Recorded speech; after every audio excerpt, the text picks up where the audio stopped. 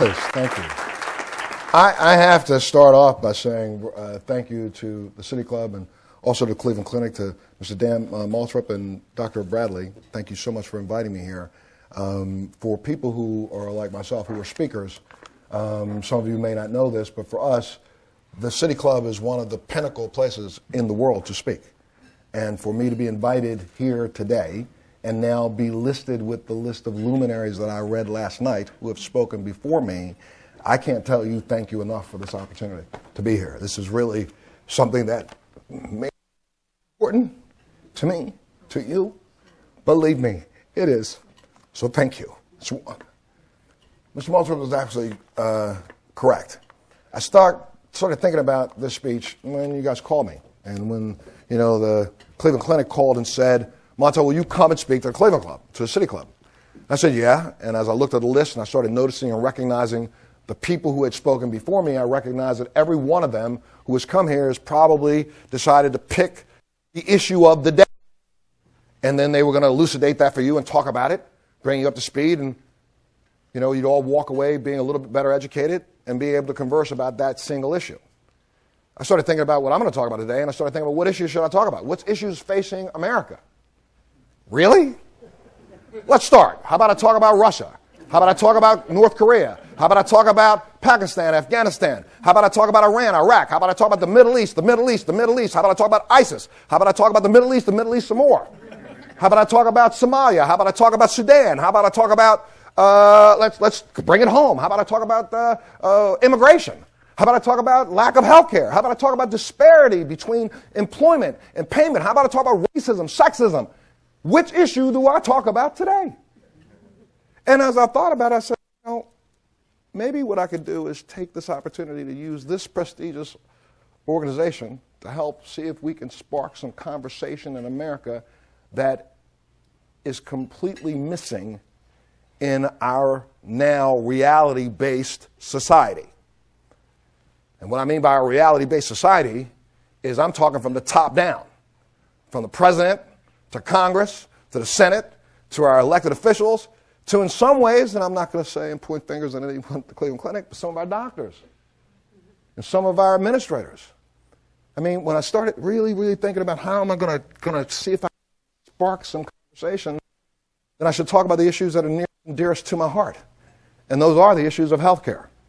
And just like Mr. Moultrie has pointed out, I don't know why the universe set it up this way, but my entire life has been spent in medical issues.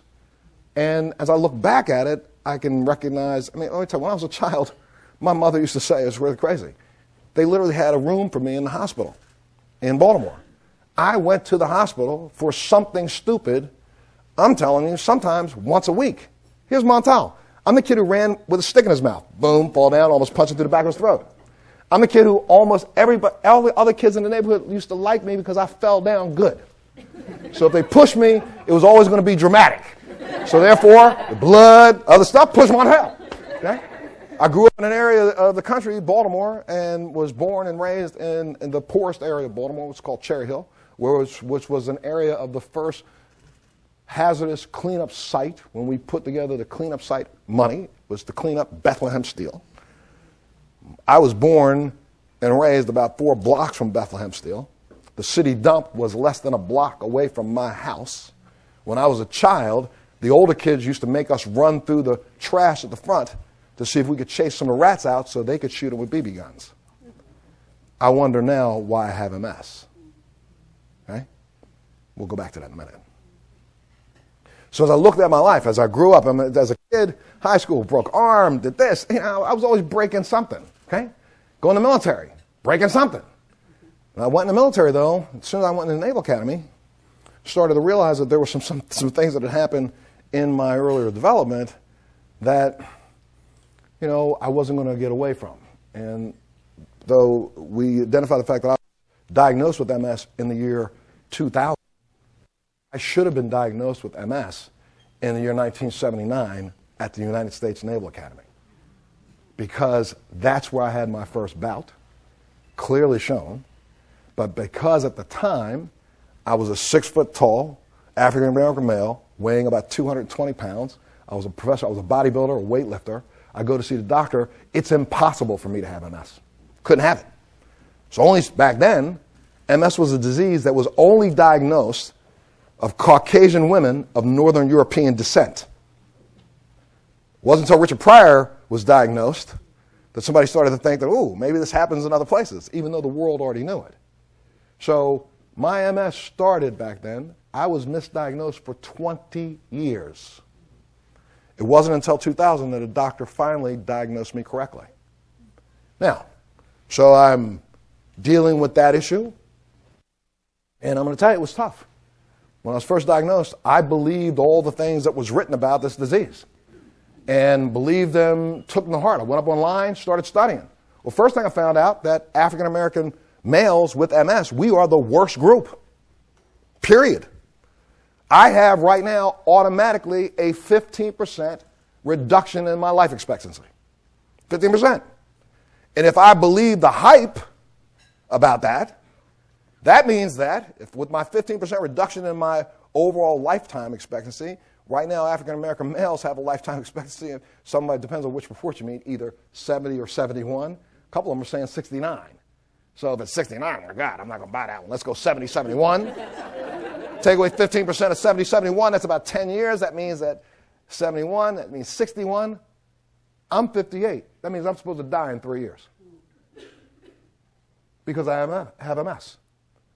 And if I'm going to believe that, then I would live down to that and probably be right there, right now, laying in a wheelchair or laying in a bed, not able to move because I believe what somebody told me, that I have MS, so therefore, these things have to happen.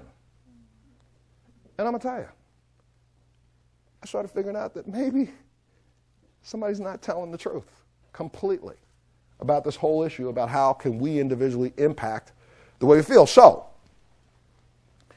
I would not have been able to even think about how I am going to deal with MS individually had I not understood a little mantra that literally has been my savior my entire life.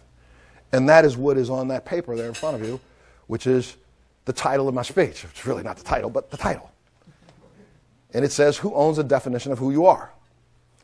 Well, I got to explain where this comes from for you to understand that this and that term itself, who owns the definition of who you are, is the term and the phrase that has driven me my entire life. Because I'm the person who owns the definition of who I am. And why? I'm going to take you on a little journey. I'll go way back for a second. How was I a kid who's the first African American to go through the Naval Academy prep school, graduate from the Naval Academy, and go on to be an officer in the military? How was I capable of doing this? Born in the ghetto? Because if you listen to the hype, I'm supposed to be dead or in jail. And as a matter of fact, when I've gone back to visit my own community, I'm only one of 3 of the 14 males born in my month in my community that's still alive.